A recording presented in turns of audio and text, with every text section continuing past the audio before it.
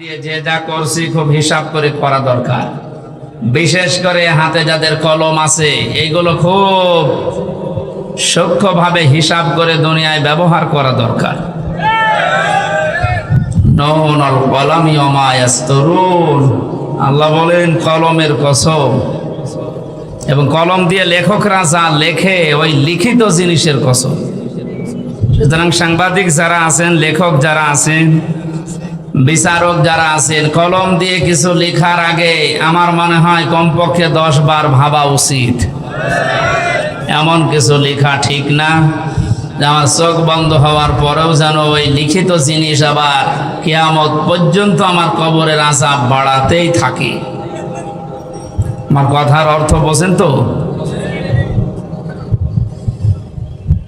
লেখকরা যা লিখে যাচ্ছে এই লিখিত জিনিসের কসম দিলেন কেন?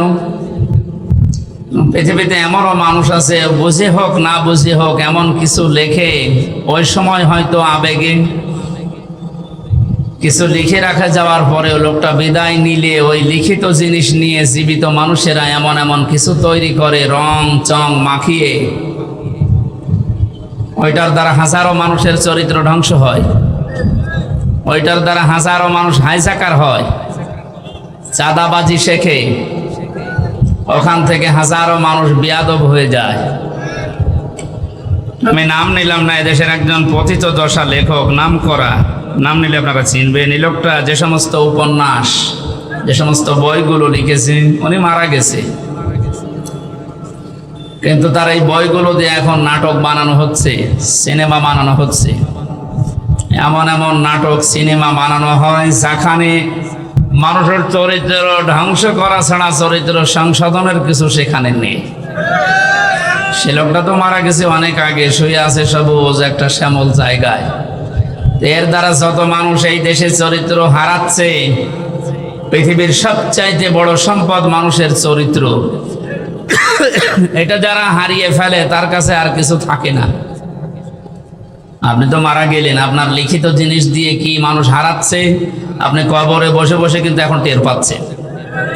এই জন্য লেখকরা যা লিখে যাচ্ছে ওই লিখিত জিনিসের গুরুত্ব আছে, এই জন্য আল্লাহ লিখিত জিনিসের কসম দিয়েছে। এমনকি এটা যখন ইতিহাস হয়ে যায় তখন ওর কদর আরো বেড়ে যায়। আল্লাহ বলেন ওয়াল আসরি, ইতিহাসের কসম। কারণ পৃথিবীর ময়দানে অনেক কিছু অনেকে ভুলে যায়, ইতিহাস ওইটা সংরক্ষণ করে রাখে, ইতিহাস কিন্তু ভোলে না। পৃথিবীর নিয়মই হচ্ছে এইটা, ঘটনা যখন ঘটে ওই সময় কেউ লেখে না, ঘটনা ঘটে যাওয়ার পরে কিন্তু ইতিহাস লেখা হয়। আপনি কি বুঝে বলেন ঠিক নাকি আন্দাজে সবার সাথে তাল মিলান?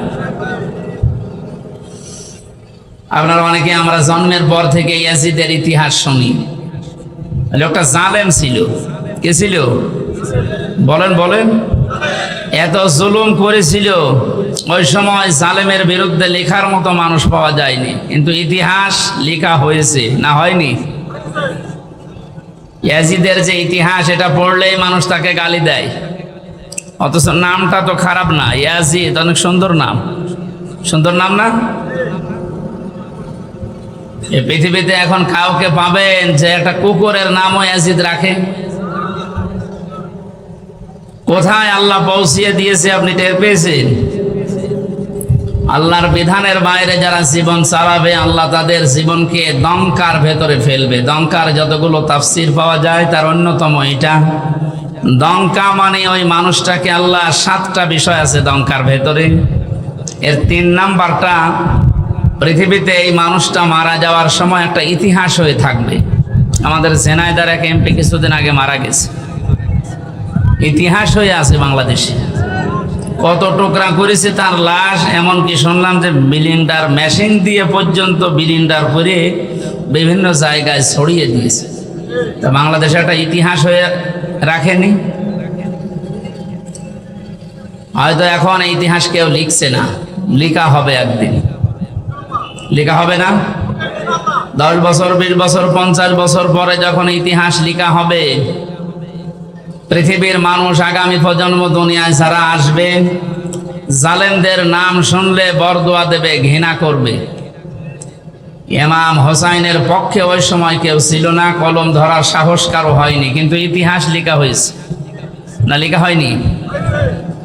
ইমাম হোসাইনকে ইতিহাস স্মরণীয় বরণীয় করে দিয়েছে, নন্দিত করে দিয়েছে, বিজয়ী করে দিয়েছে। আর ইয়াজিদকে আল্লাহ নিন্দিত, ঘৃণিত, এই পৃথিবীর সবচাইতে নিকৃষ্ট মানুষের তালিকায় নাম তুলে দিয়েছে। এত সুন্দর নাম এই লোকটাকে যদি এত নিচে নামিয়ে আল্লাহ দিতে পারেন, পৃথিবীর যারা জালেম, হয়তো সামনাসামনি আপনাদের কোনো কিছু বলার ক্ষমতা দুনিয়ায় কারো নেই, ইতিহাস কিন্তু লেখা হবে। নয়তো ওয়ালা আসরি, আসরের আগে আল্লাহ ওয়া দিতেন না। আল্লাহ কসম দিয়েছেন, ইতিহাসের কসম, এটা নীরব সাক্ষী। চোখ বন্ধ হওয়ার পরে হয়তো ইতিহাস যখন লেখা হবে, আপনারও নাম এই পৃথিবীতে যত সুন্দর থাক, কিয়ামত পর্যন্ত আপনার নামে কেউ কুকুরও পুষবে না। এই জন্য আমাদের উচিত, সাক্ষীর যে বিষয় 4 ধরনের বললাম, আল্লাহ রাব্বুল আলামিন এই 4 প্রকার সাক্ষী যেন আমাদের পক্ষে এনে দেন, বলেন আমিন। কোরআনে কারীম শুনতে এসেছি আমরা। আল্লাহ পাক সূরা তাওবার 6 নম্বর আয়াতের মাঝের অংশে জানিয়েছেন, হাত্তা ইয়াসমাআ কালামাল্লাহি সুম্মা আবলিগহু মা'মানা ইলা আখিরি আয়া। হে নবী, ওরা যখন কোরআন শুনতে আসবে আপনাদেরকে, এই কাফের মুশরিকরা, তখন আপনি নিরাপদে তাদেরকে কোরআন শোনার ব্যবস্থা করে দেবেন। এই ঘোষণা কার? জবান খুলে বলেন তো, এই ঘোষণা কার? এতটুকু আল্লাহ শেষ করেননি, সুম্মা আবলিগহু মা'মানা। কোরআন শোনা হয়ে গেলে তাদেরকে নিরাপদে তাদের বাড়ি পর্যন্ত পৌঁছিয়ে দেবেন। আপনি কি বুঝলেন এই আল্লাহর বক্তব্য শোনার পর? কাফের মুশরিকরাও যদি কোরআন শুনতে চায়, তাদের শোনানোর ব্যবস্থা করার নির্দেশ দিলেন কে? অথচ ৯৬% মুসলমান আমরা এই দেশে। আমরা নিরাপদে মুসলমান হয়ে আল্লাহর কালাম শুনবো, সে অবস্থাও এখন দিন দিন হারিয়ে যাচ্ছে। আমি নিচে নামলাম না, আপনারা হয়তো টের পেয়েছেন আমি কি বলতে চাই। কাফেরদের নিরাপদে, নিরাপত্তার সাথে কোরআন শোনার ব্যবস্থা করে দেওয়ার নির্দেশ যদি আল্লাহ দেয়, তা আমাদের নিরাপদে, নিরাপত্তার সাথে আল্লাহর কালাম শোনার অধিকার নেই? এই অধিকারগুলো বিভিন্ন কায়দায় যারা বন্ধ করতে চাচ্ছেন, আপনি পারবেন না। কারণ এটা তো আমির হামজার বক্তব্য না, এ বক্তব্য সরাসরি কার? ইন্না নাহনু নাযালনা যিকরা ওয়া ইন্না লাহু লাহাফিজুন। এই জিকিরে কোরআন আমি আল্লাহ নাজিল করেছি, এটা হেফাজত করার দায়িত্ব আমি আল্লাহ নিজে নিয়েছি। এই জন্য বুঝে হোক না বুঝে হোক, বিভিন্ন জিনিস হাতে পেয়ে যারা কায়দা কৌশল করে এটা থেকে মানুষকে দূরে সরিয়ে রাখতে চাচ্ছেন, আপনার মিশন কখনো সফল হবে না ইনশাআল্লাহ। দরুদ আর সালাম পড়ছি আমাদের নবী মুহাম্মদ রাসূলুল্লাহ সাল্লাল্লাহু আলাইহি ওয়াসাল্লামের প্রতি, যার আনিত আদর্শ পেয়ে আমরা খুশি না বেজার? অবশ্যই আমরা খুশি। যে সূরার আয়াত পড়েছি, সূরা তাওবার 119 নম্বর আয়াত, এই সূরার 129 নম্বর আয়াতে আল্লাহ রাব্বুল আলামিন বিশ্বনবী মুহাম্মদ রাসূলুল্লাহ কিছু গুনাহ বলে দিয়েছেন। তিনি মুমিনদের উপরে রহম দিন। এই পৃথিবীতে আল্লাহর যে নামগুলো আছে, কয়েকটা নবীর নামের শেষে আল্লাহ তার নিজের নাম ব্যবহার করেছেন, তার ভেতরে আমাদের নবী মুহাম্মদ রাসূলুল্লাহ একজন। কয়েকদিন ধরে যে ইবাদতটা চলে গেল, নাম আমরা জানি কোরবানি, নাম কি চলে গেল না? উৎসাহ উদ্দীপনা নিয়ে সারা দেশে এই দিবসটা পালন করেছি আমরা। এটা একটা মহান শিক্ষা দিতে এসেছিল। কোরবানির ইতিহাস আমি সেদিন এই লালমনিরহাট সদরে বলেছিলাম যে এই জায়গা থেকে এসেছি আর এই জায়গা থেকে শেষ হয়ে গেছে। এখানে ২৭টা শিক্ষা দিতে এসেছিল 1 বছর পর পরে কোরবানি।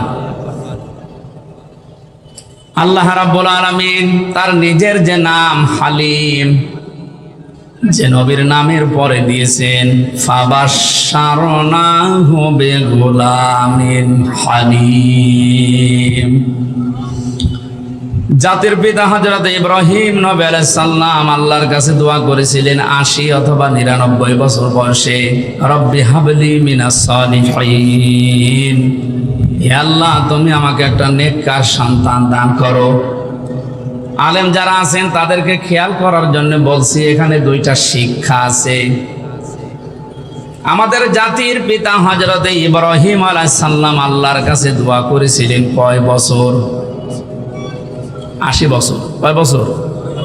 অন্য বর্ণনায় আছে 99 বছর পর্যন্ত। বিবাহের পর থেকে 99 বছর পর্যন্ত উনি দোয়া করছেন, রব্বি হাবলি মিনাস সালিহিন, হে আল্লাহ আমাকে একটা নেককার সন্তান দান করো। আল্লাহ রাব্বুল আলামিন 99 বছর পরে জবাব দিয়েছিলেন, ফাবাশশারনাহু বিগুলামিন হালিম, হে ইব্রাহিম তোমাকে আমি একটা সন্তান দিয়েছি, শুধু সন্তান না, এটা গোলামিন হালিম, সহনশীল এবং ধৈর্যশীল। এটা ধৈর্যের পরীক্ষায় উত্তীর্ণ। আল্লাহ পাক বলেন গোলামিন হালিম। ইব্রাহিম নবী সঙ্গে সঙ্গে প্রশ্ন করেছিলেন, আল্লাহ আমাকে হালিম দিয়েছ, চাচা হালিম? কি হালিম? এমন হালিম দিয়েছে সন্তানটাকে, আসলেই কি হালিম? আমি এটা দেখতে চাই। 11 থেকে 13 বছরের ভেতরে আল্লাহ রাব্বুল আলামিন হযরত ইব্রাহিম নবীকে স্বপ্নে দেখিয়েছিলেন যে প্রিয় বস্তুকে কুরবানি করো। ফালাম্মা বালাগা মাআহুস সাআয়া ক্বালা ইয়া বুনাইয়া ইন্নী আরা ফিল মানাম আন্নী আযবাহুকা ফানজুর মাযা তারা। সন্তানটা যখন নিজের সাথে চলাফেরা করতে শিখেছে, ছোট বয়সে এক মায়া থাকে। ছেলে আর মেয়ে যখন বাবার সাথে একটু চলাফেরা করা, তার হাতে পিতে লাগা, একটু কাজে কামে সাহায্য করার বয়সে উপনীত হয়, আল্লাহ নিজে বলেন ওই সন্তানের প্রতি মার বাবার মহব্বত ভালোবাসা আরো বেড়ে যায়। জন্মের পরে আল্লাহ জবাই করার জন্য বললেন না কেন? কারণ তার থেকে কোনো সাহায্য সহযোগিতা এখনো পর্যন্ত ইব্রাহিম নবী পাননি। 11, 12 বছর, 13 বছর বয়সে সন্তান যখন হাতে লাগার মতো, হুকুম করলে শোনে, এই কাজ করো, এটা নিয়ে আসো, যখন এই শোনার মতো বয়সে পরিণত হয়েছে, আল্লাহ রাব্বুল আলামিন তখন এই পরীক্ষাটা তার উপরে চাপিয়েছেন। ইব্রাহিম আলাইহিস সালামের ঘটনা বলা আমার উদ্দেশ্য না, কারণ এই 4-5 দিন আপনারা বহু এই কাহিনী শুনেছেন। এখান থেকে শিক্ষাটা আমি নিতে চাই। হযরত ইব্রাহিম নবীকে আল্লাহ যে হালিম দিলেন, গোলামিন হালিম, উনি ওটা পাওয়ার পরে প্রশ্ন করেছিলেন, আল্লাহ কি হালিম তুমি আমাকে দিয়েছো, আমি ওটা দেখতে চাই। এই জন্য স্বপ্নে দেখার পরে সন্তানটাকে তিনি জবাই করে ফেলতে পারতেন, করেন নাই। এটা মনিরের ভেতরে আছে তাফসীর। আমি জেলখানায় বসে বসে যে 11-12টা তাফসীর মিলিয়েছিলাম, তার ভেতরে এটা একটা তথ্য।